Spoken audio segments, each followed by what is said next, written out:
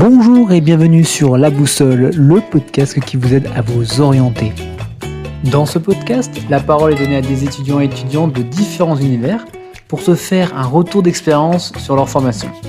Cela permettra peut-être de répondre à tes questions que tu te poses pour trouver ta voie. Sans plus tarder, place à l'invité du jour. Bonjour, aujourd'hui je suis avec Clara. Clara, je te laisse te présenter. Alors bonjour à tous, donc moi c'est Clara, j'ai 23 ans et je suis actuellement en M2 gestion des ressources humaines à l'EM Strasbourg. Donc pour commencer, j'ai vraiment fait un bac général, donc filière scientifique, et ensuite je me suis spécialisée en licence de droit, donc à l'université de Strasbourg. Suite à ça, je me suis spécialisée en droit du travail, donc toujours à l'université. Droit du travail que j'ai effectué à l'étranger, donc en Erasmus pendant 1 an. Et suite à ça, j'ai fait ma spécialisation droit social interne européen et international toujours à l'université de Strasbourg, donc en alternance. Et j'étais au sein du service juridique et relations sociales de PSA Automobile. Et à l'issue de ça, j'ai voulu poursuivre mes études de nouveau vers un Master 2, donc en GRH, à l'EM Strasbourg, toujours en alternance. Et je suis donc actuellement au sein de l'entreprise Eiffage Énergie Système à Mulhouse. Top. Donc on va revenir un peu plus en détail sur les formations que tu as faites. Donc pour commencer, tu as dit que tu avais fait une licence de droit. Comment tu as fait pour y rentrer et quelle filière, avec quelles options tu as faites avant ?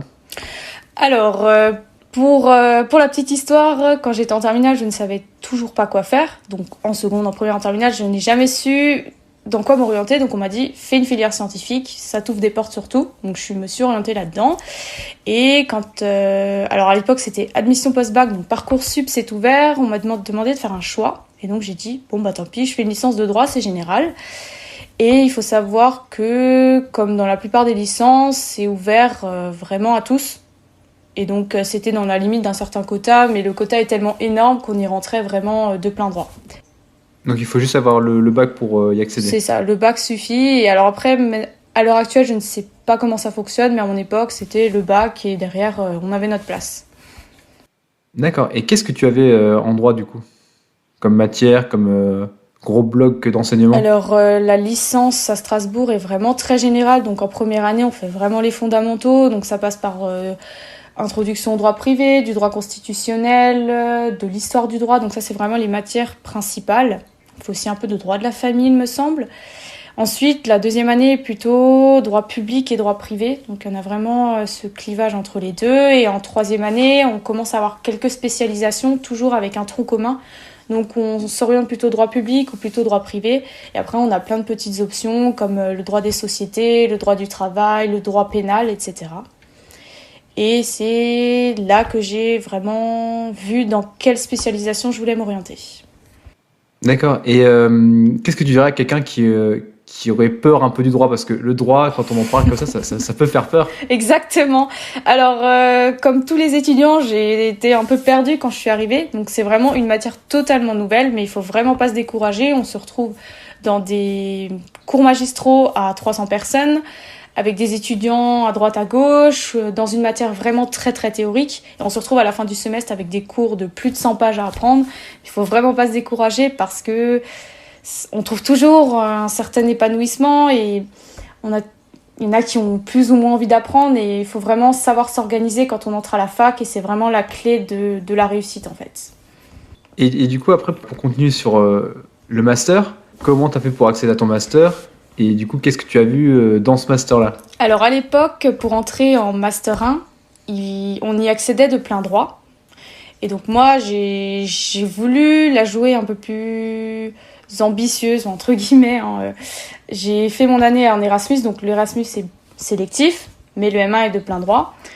Et donc j'ai fait mon année comme un étudiant à l'université de Strasbourg. Et c'est à l'issue du master 1 qu'il y a vraiment cette sélection qui est vraiment très, très select. Donc, il y a des centaines de candidatures et nous, on était 32, donc 32 places. Et donc, c'est là qu'il faut vraiment miser sur tous ses atouts et espérer avoir une place dans le master qu'on souhaite. Très bien. Pour revenir à ton Erasmus, Oui. qu'est-ce que ça t'a apporté Alors, cette partie-là? énormément de choses. Déjà, ça m'a apporté ma place en master parce que mon master est vraiment axé international et c'était un peu un facteur qui jouait en notre faveur pour la sélection en master 2. Donc, je pense que c'était un gros plus sur mon CV pour ma candidature. Et après, sur le plan personnel, on en apprend énormément. Si ceux qui m'écoutent ont envie de faire hésitent à faire un Erasmus, qu'ils y aillent les yeux fermés, c'est vraiment une super expérience. On apprend sur soi, on apprend un nouveau droit, on rencontre des gens du monde entier. Il faut pas se dire la langue, la matière c'est dur. Non, non, c'est vraiment quelque chose. Si moi j'ai réussi à le faire, tout le monde peut y arriver. Et franchement, on apprend énormément, autant tant sur le plan universitaire que personnel. Et moi, j'ai limite plus appris sur le plan personnel. Vraiment, vraiment super. Et t'étais parti où? Alors moi, j'étais partie à Dublin pendant un an. Alors malheureusement, il y a eu la crise Covid, donc ça s'est un peu arrêté au mois de mars, mais je suis restée jusqu'à la fin. Et c'est vraiment un super pays s'il y en a qui veulent aller là-bas. Comment tu faisais avec les Français là-bas? Parce qu'il y avait peut-être aussi d'autres Français. Ah ouais, alors là, l'inconvénient, je dirais, de Dublin, c'est que c'est une ville qui est énormément choisie par les Français, donc on en croise partout. Il y avait même un double cursus dans certains de mes cours avec la fac d'Assas de Paris, donc il y avait tous les Paris, enfin, beaucoup de Parisiens et on se dit toujours, faut les éviter, mais d'un autre côté, c'est la solution de facilité et c'est aussi plus facile pour s'entraider au niveau des cours et c'est vraiment la nationalité qu'on retrouve le plus à la fac et notamment à Dublin. Et du coup, t'as fait comment pour trouver cet équilibre pour quand même progresser en anglais? Parce que finalement, on progresse en pratiquant et quand même il y a les Français, on peut pas trop les éviter. Bah alors on a les cours qui nous permettent de suivre en anglais. Et moi, ce qu'il faut savoir, c'est que j'étais dans une coloc 100% irlandaise avec 10 personnes. Et c'est là que ça jouait à voir un peu les cultures et les habitudes des autres. Et c'est là que j'entendais beaucoup, beaucoup l'anglais. Alors après, je les croisais pas énormément. Donc, c'est pas non plus sur ce côté-là que j'ai appris à me débrouiller. Mais c'est aussi en allant à des événements qui sont organisés par les associations de la fac où là vraiment on rencontre des gens du monde entier et on pratique l'anglais. Donc j'avais ma bande de copines françaises vraiment très proches, mais derrière j'ai rencontré des japonais, italiens, espagnols, enfin c'est vraiment vraiment très intéressant et c'est là qu'on apprend à faire des efforts et aller vers l'autre. Ça devait vraiment être très chouette. C'est ça. Pour revenir à ton parcours du cours en France, Oui. Du coup, tu as fait ton master en droit. C'est ça. Ok. Et après, tu as fait un double master. Alors, un double master, un deuxième master, Est-ce on qu'on va peut dire. appeler comme ça? Plutôt Ok, un second master. second master 2. Donc là, je ne refais pas la première Ok. année de master, je refais uniquement la spécialisation en master 2. Et donc ça, c'est un choix personnel. Donc c'est aussi une filière qu'on peut choisir à l'issue du master que j'ai fait l'année dernière. Il y a de nombreux étudiants qui le font chaque année.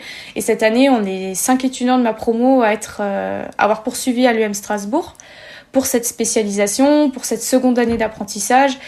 Et c'est aussi une filière qui est sélective et dont on entre avec un dossier. Vraiment, il y a de tous les profils. Hein. On se retrouve avec des gens en reconversion professionnelle, des gens en droit. Il y en a qui ont fait le cursus RH basique. Et il y a vraiment tout type d'âge, tout type de profil. Et c'est ça qui est vraiment très, très intéressant dans cette formation.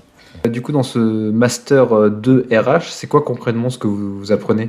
Alors, on apprend beaucoup de choses sur la gestion des compétences, on a beaucoup de droits encore, parce que c'est une matière qui est vraiment essentielle pour tout bon personne qui veut faire des ressources humaines. Ça, on en a encore, donc c'est des choses qui sont répétitives hein, quand on a fait un cursus en droit. Après, on fait également tout ce qui est management interculturel, donc les différentes cultures selon les pays. Donc ça, c'est aussi quelque chose qui me plaît énormément. On a également de la psychologie du travail. Qu'est-ce qu'on a? Des cours sur de la formation professionnelle. On a énormément d'intervenants extérieurs qui nous partagent leur point de vue. Donc on a vraiment ce côté pratique, mais aussi théorique avec certains enseignants de l'école. Très bien. Du coup, on va continuer sur un peu comment tu gérais finalement, alors tout au long de ton parcours, hein, que ce soit en droit ou là maintenant dans ton master RH. Comment tu gères tes études et le reste à côté? Est-ce que c'est des études très prenantes? Alors le cursus en droit, il faut pas se le cacher, ça demande énormément de travail personnel. Alors après, Il y en a qui voient ça comme un cursus où on n'a pas de vie sociale, on sort pas de chez soi. Moi, je l'ai pas du tout vécu comme ça. J'arrivais à travailler en semaine, un petit peu le week-end, mais j'arrivais vraiment... Enfin, je ne me privais pas, en fait, des choses personnelles. Bien évidemment, on peut pas se permettre de tout faire. On a les partiels, c'est la semaine de décembre, de janvier et d'avril. Et là, faut vraiment réviser pour pouvoir être au point. Mais voilà, le reste du temps, on avait une vingtaine d'heures de cours en licence. Mais derrière, il y avait beaucoup de travail personnel, notamment à la bibliothèque.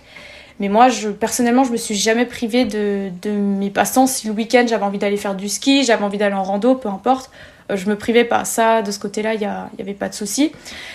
En master, donc je vais parler de la France plutôt que de l'étranger, parce qu'à l'étranger, c'était beaucoup plus tranquille. Mais il faut savoir que quand on est en alternance et en master 2, surtout en droit, ça demande énormément de temps avec le temps en entreprise, où j'étais à 40 heures semaine, donc là je ne travaillais pas la semaine, je n'avais pas la tête à ça. Le week-end, franchement, j'ai beaucoup de personnes dans ma promo qui sacrifiaient leur week-end pour travailler. Moi, je ne l'ai pas fait, c'était un choix. Et je m'en suis tout aussi bien sortie. Après, il faut savoir quand. Pour travailler sur les cours, c'est ça ? Oui, travailler les cours, l'entreprise. Ce qui se faisait pendant le temps de travail, je le faisais pendant le temps de travail. Et le soir, je coupais définitivement. C'est aussi une directive de mon manager. Et donc, c'est comme ça que ça se faisait. Et pour les cours, c'était quand même beaucoup plus tranquille, je pense, que la licence. Mais ça demande quand même un travail personnel avec un grand oral, notamment fin juin, et surtout un mémoire à rendre. Et donc là, arrivé à partir d'avril, ça commence à devenir un peu plus tendu et à vraiment tout miser sur les examens et le mémoire. Et ensuite, pour l'école, donc l'EM Strasbourg, c'est totalement différent, c'est beaucoup plus tranquille. Donc on voit la différence entre le cursus universitaire en droit et le cursus universitaire à l'école, où là... on travaille vraiment contrôle continu, c'est des petits examens, mais par contre, derrière, on a énormément de travaux de groupe. Et donc, il faut quand même s'investir pendant toute l'année, mais de manière moindre que pendant un cursus en droit. Et moi, personnellement, je vois vraiment la différence entre les deux. Et pour tous ceux qui veulent faire des études de droit, sachez que ce n'est pas insurmontable et on peut faire des choses dans la vie privée et également s'investir dans ses études et réussir tout autant. Et je reviens juste sur un point, tu disais que c'est du coup à l'école, du coup à l'EM, c'était en contrôle continu. Donc ça veut dire que tu as des petits examens réguliers. C'est ça. Alors qu'à la fac, si je dis pas de bêtises, c'est à la fin du semestre. C'est donc ça. à la fin de ta demi-année, que là tu as une semaine, c'est ça ? Une semaine ? Alors en licence, c'est une semaine avant Noël, une semaine après Noël et 2 semaines en avril, globalement. D'examen. C'est ça. Et en Master 2, nous on avait... 2 gros examens en mars, un grand oral au mois de juin et le mémoire à rendre, alors moi je l'ai rendu en juillet et la soutenance pareil, alors que l'EM c'est vraiment contrôle continu et de manière beaucoup plus tranquille. Et un mémoire à rendre également au mois d'août. Et un autre mémoire. C'est un deuxième également. Ça fait des mémoires. Ça fait beaucoup, ça demande beaucoup de temps. Je compatis. Qu'est-ce que tu as remarqué comme différence ? Alors ça, c'était plutôt sur ta première année, je pense, en droit. La différence par rapport au lycée. Alors, quand on arrive à la fac, on est totalement autonome. On passe d'un suivi avec des contrôles réguliers, un prof qui est derrière nous. À la fac, tu arrives, t'es dans ton amphi, tu connais les personnes que tu connais. Le prof, il ne te connaît pas, il se débrouille. Enfin, tu te débrouilles. Et t'es vraiment livré à toi-même et c'est à toi de te gérer, à toi de gérer ton temps. Il n'y a pas de suivi derrière et c'est vraiment là où il faut faire tous les efforts pour s'en sortir. Et il y en a qui n'arrivent pas à être autonomes et d'autres qui arrivent à s'en sortir. Mais c'est vrai que ça met un peu de temps. Moi, j'ai mis plusieurs semaines, voire plusieurs mois à trouver vraiment le bon rythme pour travailler. Le rythme de croisière. C'est ça. Et c'est quoi un peu la sélection ? C'est-à-dire que t'arrives en première année, vous êtes beaucoup, mais là, comme dit, c'est du droit, c'est pas non plus facile, même si c'est pas insurmontable. Il y a un nouveau rythme à prendre. On sait aussi qu'en première année, ça c'est un peu partout, j'ai l'impression dans les facs, c'est qu'il y a beaucoup de turnover. C'est quoi un peu, au fur et à mesure de tes années, comment tu avais évolué? C'est-à-dire que vous êtes parti, je sais pas moi, avec 500 et vous êtes arrivé avec 10 personnes ou ça s'est passé comment? Alors on part à 3 amphis, 1200 étudiants à peu près, hein. Ça dépend les années. Ah oui, Oui, et en deuxième année, on n'est plus que, il me semble, 700, quelque chose comme ça. Mais ça, c'est vraiment donc dû. déjà, on perd la moitié, C'est quoi. ça, mais c'est surtout des étudiants qui soit ne trouvent pas le rythme, soit ça ne leur plaît pas, soit qui sont vraiment là par défaut. Et puis, du coup, ça a vraiment. Enfin, tu te retrouves à la deuxième année avec presque 2 fois moins de monde, mais voilà, c'est dû à ces facteurs-là. Et puis, deuxième année, il y a aussi un taux d'échec qui est quand même plutôt élevé parce que les matières sont d'autant plus dures, ça demande encore plus d'exigences. Et arrivé en troisième année, on est 600 à peu près. Et ensuite, il y a tellement de spécialisation et de réorientation ou de personnes qui vont dans d'autres cursus que les masters sont pas forcément à 100 personnes par mention, par exemple. Bah, un bon enchaînement parce que c'est quoi un peu les débouchés? Alors, on va peut-être pas rentrer dans les détails, mais c'est quoi un peu les débouchés et c'est quoi exactement le master que toi t'as fait? Alors, il faut savoir que quand on rentre à la fac, en première année, on va avoir 99% des étudiants qui vont dire je veux faire juge, je veux faire notaire, avocat. C'est vraiment les 3 métiers qui ressortent. Arrivé en troisième année, master 1, très peu de personnes veulent faire juge, très peu veulent faire notaire, quelques-uns avocats. Et dans la plupart des masters, il y en a la majorité tente quand même le concours d'avocat, mais d'autres se spécialisent en tant que juriste dans des cabinets ou en entreprise. Et moi, dans mon master, c'est plutôt orienté entreprise ou cabinet d'avocat. Et c'est dans cette voie-là moi, ce qui plaisait vraiment, c'était l'entreprise. Donc, c'est aussi pour ça que j'ai choisi ce master.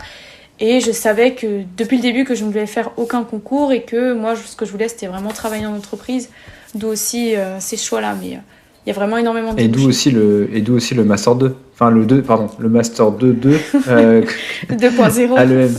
Et Ouais, 2.0 à l'EM. c'est ça, et puis c'était aussi une deuxième spécialisation qui me permettait d'élargir mes compétences et de pouvoir avoir un emploi qui me permettait de faire et du droit social, donc droit du travail, et de la RH. Ok. On va continuer avec les conseils que tu pourrais donner. Quels seraient peut-être les 3 conseils que tu donnerais à Clara en première année de droit? Alors, Qu'est-ce que tu ferais en différemment? première année, déjà, ne pas... Alors, trouver son bon rythme, trouver vraiment le bon rythme. Il faut pas prendre exemple sur les autres, il faut vraiment trouver son rythme. Il y en a qui vont travailler énormément la semaine et se reposer le week-end. D'autres qui vont tout étaler. D'autres qui vont travailler tout le temps. Il faut vraiment se faire confiance et trouver son rythme. Donc ça, c'est le premier conseil. Le deuxième, je dirais se faire confiance. Savoir que c'est pas parce qu'on a 600 pages de cours à apprendre que c'est impossible, que les autres échouent, que nous, on peut pas y arriver. Donc ça, c'est un peu le deuxième conseil. Et le troisième, je dirais ne pas réviser à la dernière minute. Parce que ça, tout le monde le fait. Ça arrive à tout le monde à un moment dans sa vie. Et une fois qu'on le fait, on se dit on ne le fera plus. Puis après, ça recommence. Mais je pense que il faut essayer de se donner les moyens pour anticiper et le résultat sera peut-être meilleur que ce qu'on espérait. Très bien. Bah, merci pour ces bons conseils. Finissons avec, maintenant que vous commencez à avoir l'habitude, ceux qui nous suivent, l'anecdote. Raconte-nous une anecdote un peu folle qui t'est arrivée lors de ton cursus. Alors, un peu folle, je ne dirais peut-être pas ça, parce que je pense que ça a dû arriver à beaucoup d'étudiants, mais découvrir son cours de 120 pages à 18h alors que le partiel est à 8h le lendemain et passer une belle nuit blanche à regarder son mur et ses fiches, je pense que c'est quelque chose que je ne revivrai pas une deuxième fois parce que c'est énormément stressant et on se dit on va se foirer. Et au final, j'ai eu la moyenne. Donc il faut se dire, je sais pas comment la note est sortie, mais je pense que ça a dû arriver à certains d'entre nous et on se dira tous, ne le refaites pas parce que c'est vraiment un enfer. Et surtout, on se demande comment tu as fait pour rester éveillé pendant tout le partiel. Alors la bonne question. Je ne sais même plus si j'ai fait une mini-sieste, mais je pense que j'avais tellement cette adrénaline de stress qui me dit je peux pas échouer que... Et après, tu devais être KO pendant 2 jours. Alors, mais en fait, une fois que l'examen est passé, j'ai tout relâché et je crois que j'ai tapé une sieste tout l'après-midi parce qu'il fallait vraiment tout Il fallait extérioriser. rattraper. Et il y avait vraiment cette sensation de libération totale que je n'ai pas eue avec d'autres examens, sachant que cet examen-là, c'était vraiment le dernier c'était en 2e année de droit, donc c'était vraiment la libération début janvier et après de se dire... C'était la fin. C'est fini. Et ça... Chinaise. On le vit qu'une fois. Hein. On le vit qu'une fois dans une vie. C'est ça. Merci beaucoup pour cette anecdote. Et merci d'être passé sur ce podcast. Ça fait très plaisir. Merci de m'avoir reçu. Merci d'avoir écouté jusqu'au bout. J'espère que cet épisode t'aura plu. Si c'est le cas, fais-le moi savoir en laissant un avis 5 étoiles sur Apple Podcasts ou en le partageant à 2-3 amis ou proches. À bientôt pour un nouvel épisode de La Boussole.